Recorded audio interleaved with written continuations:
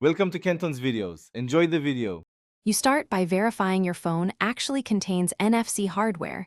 This is the only true prerequisite.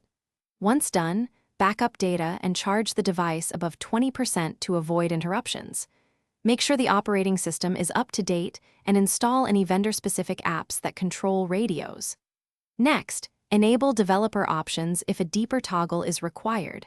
Go into Settings, About, tap Build number 7 times. These steps prepare the device for the NFC Enable process that follows. Now enable the radio. Go straight to Settings, then Connected Devices or Wireless and Networks and toggle NFC on. If the NFC option is absent, query the phone with a DB.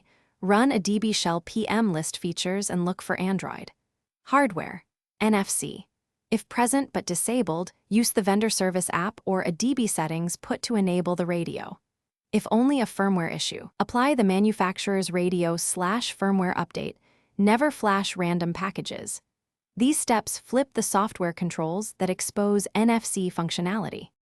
Finish by testing with a known NFC tag or contactless card.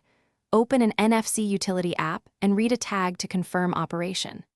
If the phone lacks onboard NFC hardware, the only practical option is an external NFC accessory, USB-C or Bluetooth readers, so plan accordingly.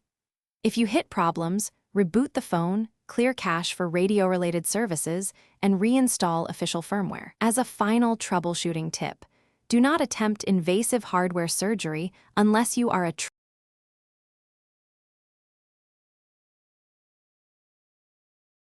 Thanks for watching. Consider subscribing if we helped you.